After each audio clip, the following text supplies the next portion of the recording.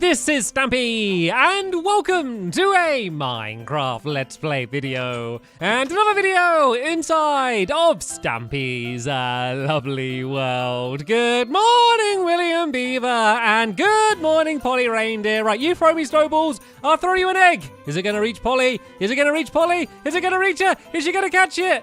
Yeah, not even close. And I love the outfit, William. People won't understand why that outfit is important yet, but they will do soon. And they will also soon see me eat my cake. That was like the worst, the worst conversation link ever. Anyway, let me go and eat my breakfast. Nom, nom, nom, nom, nom, nom, nom, nom, nom.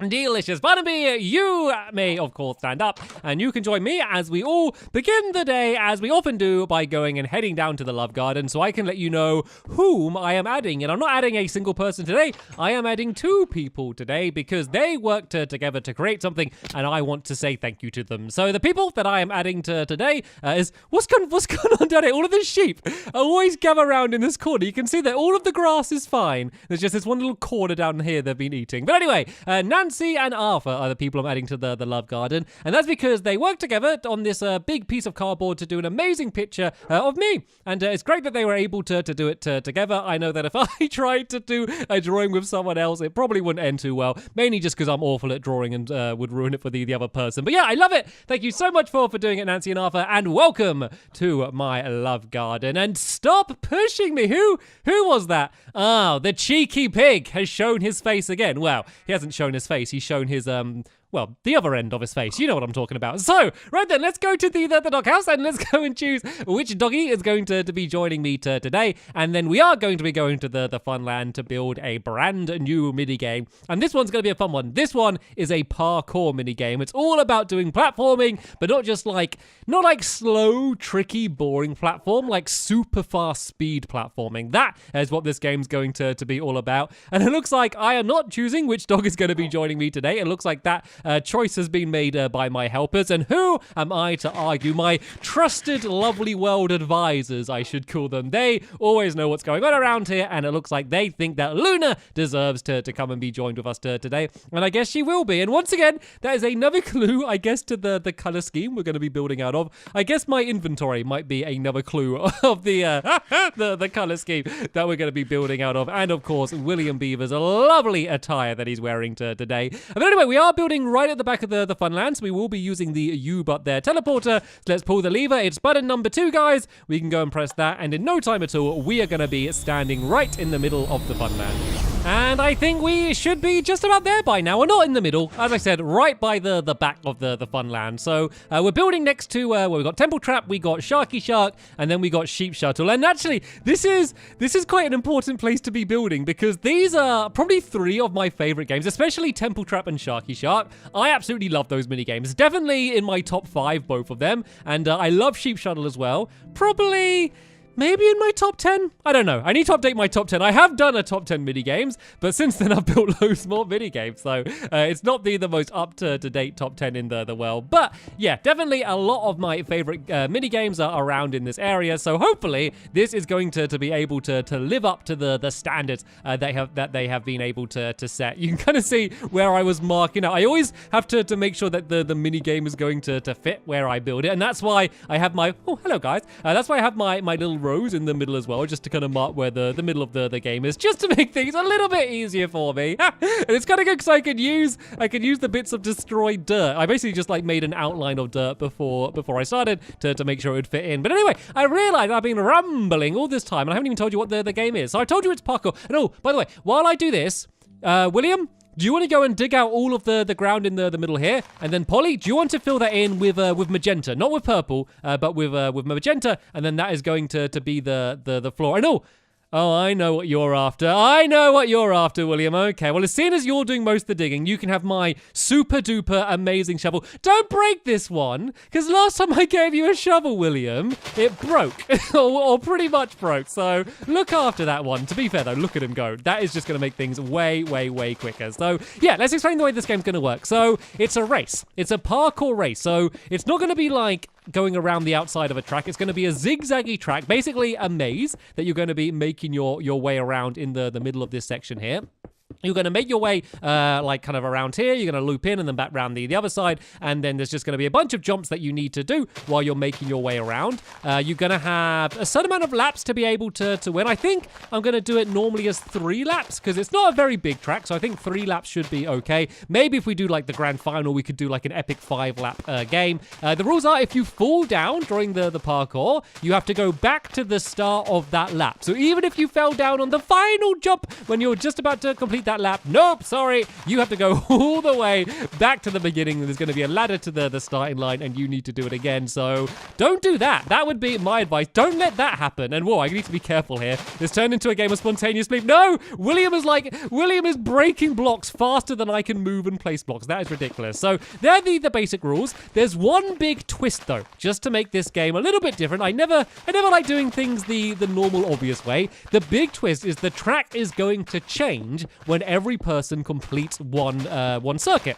So once you get around, you're going to jump over a pressure plate that you need to jump on in order to get to the end of the track. When you jump on it, there's going to be a bunch of the blocks which are going to drop down and go lower down into the ground. So basically, there's going to be different color blocks. There's going to be a bunch of green ones. The green ones are steady. They are going to stay in place the entire game, no matter what. They're your safe, trusted ones. But then there's also going to be red ones, and the red ones are normally going to be in better places. You can complete the course only jumping on green ones, but the most like efficient, fast route, you're going to have to jump on the red ones. So every time someone finishes a lap, all of the red ones are going to just drop down one block and you can still jump on them and in a few cases still use them, but it's just going to be much more difficult. And so basically the course is going to be continually switching from going easier and going harder. And of course, if you're not near the person going over the finish line, you're not going to know exactly when it's going to happen. And it's basically going to add a nice amount of chaos to the proceedings just to make things a little bit more exciting, which is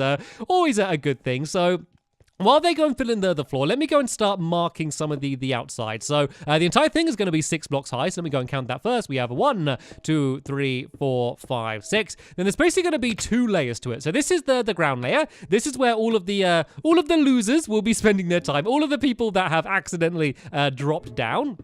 And we're going to leave a gap. So you can see that I'm leaving a gap along here. That's basically going to be like a window. So if you do drop down, you can still look through all of the game and see where the other players are, see if anyone else has dropped down. And then we're going to be basically doing the same thing above it. So let me just go and get this first wall completely done. And then I can kind of demonstrate how it's going to look. So once again, I need to go up by 6. We have 1, 2, 3, 4, 5, 6. And then we're going to have 2 rows of blocks along here. And then, yeah, there we go. That fits in. Then 1 more along the top. So this is going to be the middle section. This is basically going to be where near the ground is, where everyone's going to be jumping. And then once again, there's going to be windows or at least gaps where you can go and see all of the other players, because that's going to be really important. Because say you're in a 1v1 against someone and they fall down and you know they need to go all the way back to the beginning, it would then be a good idea for you to kind of take things easy a little bit. Maybe take your foot off the gas a little bit and slow down and play it safe, because if you fall down, or someone else falls down and then you fall down straight away after, then they're going to be in the lead because they're going to be quicker starting. But if you kind of just take your time a little bit more and just make sure you can stay safe,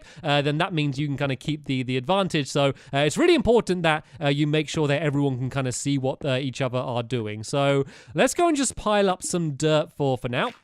To get onto the top here, then let's go and do this side wall along here. So I think maybe doing all of the outside walls first is going to be a good way to do this, and then I can kind of show you where the pattern zigzags in. And just in case you do want to build this game the exact same way I'm doing it, the outside square is 29 blocks by 29 blocks, and then the part where you're jumping around, that's going to be 6 blocks wide at all times, which is I think about the perfect distance, because sorry, let me just count one more time.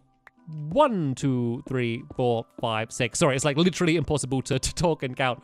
So I need to do that. What was I saying? Oh yeah, 6 blocks wide. 6 blocks wide is great. So basically it's kind of the max distance where if you had a block on either side, then that means you'd have a gap of 4 in the middle, which means you can't jump it, which means that it's quite thin tracks like in general, but it means that in each section you can kind of have more than one path. You can have the fast path and then the slow path and then the thing that's going to be kind of restricting you and kind of making it depend on which path you're going, is going to be whether you can jump on the red blocks or not, whether they're up or down. So, right then, guys, do you want to carry on doing what I'm doing? So, use purple blocks to go along like that, along the top there, and then the corners are just going to be pink. So let me just go and, speaking of pink, hello Luna, you can stand up now. It's should be relatively safe. So yeah, this one needs to go up by 6 again. 1, 2, 3, 4, 5, 6. So right, while my helpers go and start filling in the outside, I might go and start doing a little bit more of the inside. So as I said, the entire thing is going to be 6 blocks wide. So we go 1, 2, 3, 4, 5, 6. Then this is where the wall's going to be. And then I need to go to 6 each side here. So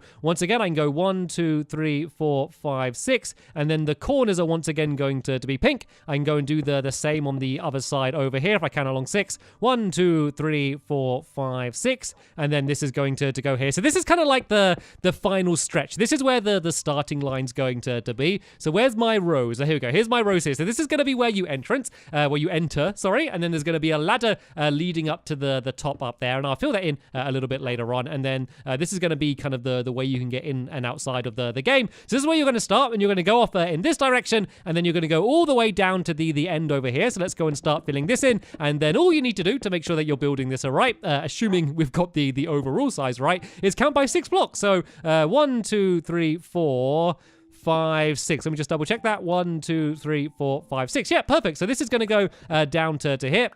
And then it's going to kind of loop back on itself. So you're going to go around the outside like this. So all we need to do now is do another part coming out the middle, once again, 6 blocks away. So 1, 2, 3, 4, 5, 6. And then that means it's going to be coming out here. And then we're also going to add a pink pillar on the end here, just to kind of keep it in the same style of everything else. And then, yeah, so I like the color scheme. So it's looking very pinky and purpley here. And I have built out of these colors before, but not really out of concrete. So it looks just really different to the rest of my games. It looks a lot like William Beaver, actually. Now I look like William Beaver in that outfit. It's kind of ridiculous. But I've not really built out of these colors with concrete, so it does kind of stand out compared to everything else. But there is going to be more color. There is going to be, obviously, all the green and the red on the inside, which is going to kind of shake things up a little bit. Anyway, how far away are we here? We got 1, 2, 3, 4, 5, 6, and that means that the pink one needs to be there. And then all we need to do is literally the exact same thing down here. So we've got to go 1, 2, 3, 4, 5. Oh no, I need to go 6 away from this side. So this is going to go pretty much down to the wall. And then I need to count away 6 from the wall here. So 1, 2, 3, 4, 5, and 6. And then this is where the pink block is going to go down here like that. And then, yeah, this is the layout. So all we need to do now is build up all of the walls in the same way we did before. So once again, go up by 6. A lot of counting to 6 today, isn't there? 1, 2, 3, 4, 5. 6. So all of them need to be this height, and then we just do the same pattern that we did on the outside wall. So it's going to go 2 blocks there like, oh, no, not like that, Luna, don't nudge me. Yeah, 2 blocks there like that, and then 1 at the very top. So William and Polly, do you want to go and start filling in all of that in on all of these different walls I've done there? And then while they do that, I'm going to go and do the entranceway, which is going to be here, like I said, with the ladder, and basically make the starting line. And this is the most important part. Obviously, it's where everyone starts from, and then this is going to be the point where it changes every single time. And I kind of changed my mind a few times when designing this. Well, I changed my mind loads of times just overall with everything that I was planning to do for this. But one of the things I kept changing my mind upon was when should the track change? Originally, I was going to do it like once everyone has made it round a lap, then it would change. But then I realized that, you know what? Like, one of the most fun things about this is when the course changes. Like, I want it to change more often. I just don't want it to happen like once in a game or something, once everyone's crossed it. I want it to happen all the time. So there's going to be one pressure plate that you have to stand on. So there's just basically going to be one single block that you have no choice but to stand on when you're playing, and then that's going to be the thing that sets everything off, and then all of the pistons go down. So I'm going to have to build one of my trusted T flip-flops in order to make the redstone work, but I have kind of got a new method to be able to do that. And then basically there's just going to be a lot of upright pistons with all of the red blocks, so they can all jump up and jump down at the same time. But here we go. This is how the starting line is going to be. So you'd basically, say if I ended up falling down, I'd fall down to here. And then I'd go back to the outside like this and jump up. And then, yeah, this is where I'd go and begin doing the rest of the course again. And can you believe how much of this place we've got done already? Like, we've pretty much got, like, the entire outside walls done. And we've literally kind of just started. So this was mainly all I expected to get done today. But seeing as we're on a roll, let's keep going. Let's at least do a good demonstration of kind of how the parkour section is going to work. So as you can see, we're just, I think, at a safe height so that if I fall down, it's not going to really hurt me. So that's kind of very important. And we switching shovels again. Are we switching back shovels? The digging has been complete. One day I will get you an enchanted shovel and we won't need to keep doing switching around every single time. But yeah, let's go and do an example of how the jumps are going to be. So as I said, the limit I think you can safely jump is about 3 blocks. So as you can see, it really stands out with the lime green like this as you're kind of doing your jumping back and forth like that. That's going to be the way it's going to be, and it's going to go all the way down to the ground there as well. So let's go and start kind of marking out a rough course. So I have kind of quite particularly, is that the right word? I spent a lot of time working out what the exact course is going to be. So I don't know if I'm like properly going to get the exact course now, but I kind of give you a good example. So this is a great example of like a shortcut. So the green route might be going over in this direction over here like this. And then maybe there could be another one over here like that. But then we can have a shortcut on the middle here. So say if that red one is up there. So remember, this is going to be on a piston. So this could either be at that height or at this height here. And it means it could be a shortcut. There could be another block which is about here like this. 1, 2, 3, 1, 2, 3. And so let's imagine that the red block is up. I would be able to go 1, 2, 3 like that and go really, really, really fast. But if that was broken down like this here, then there's no way I'd be able to do it that fast. So say if I went up to here like this and went to do the same thing again, I'd go 1, 2, and then, okay. I still made it. Bad example. This should be 1 block further back, but you get the idea. You get the idea, which is going to make it much more difficult when you're trying to make your way around. So as I said, I have got the exact way. It's all going to be working completely worked out. So I think the only other thing that we really need to do today to get that ready is to go and spread around some torches. So if I throw you some torches, William Beaver and Polly, if I can find you, I'll throw you some torches. Where's Polly? Polly! Polly, where is Polly? She under the ground or something? You haven't built over her head, have you, William? And she's under the ground somewhere. Let me go and check, because a lot of this area in this land here is area that like I've built over it. Like this was how the land was underneath here, and I always love kind of going under the ground and seeing these places. Apart from when there's a little group of creepers. Well, she doesn't seem to be down here.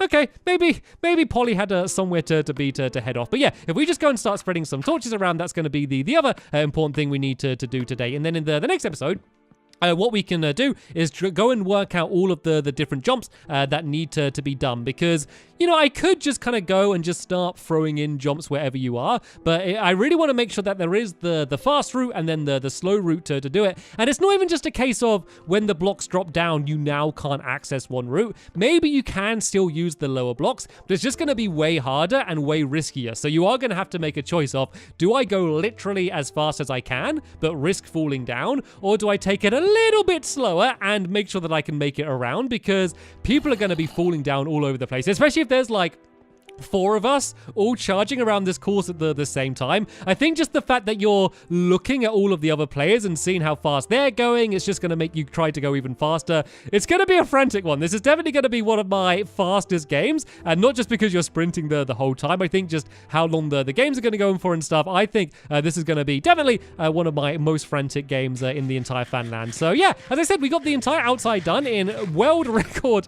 breaking time. It goes to show what you can do when you all go into as work as a team. So the next episode we'll come in and get all of the jumps done, and then we can have a few test laps just to see how well it works. Hopefully Polly's going to show up as well, so I have no idea where she's got to, but thank you to William so much for joining me. Polly, if you can hear me, thank you for joining me as well, and Luna, of course, thank you for joining me, and thank you watching at home for joining me also. But that is sadly the end of this episode here. I will be leaving a link down in the description to the next episode once it's online, but for now I will see you all later. Bye!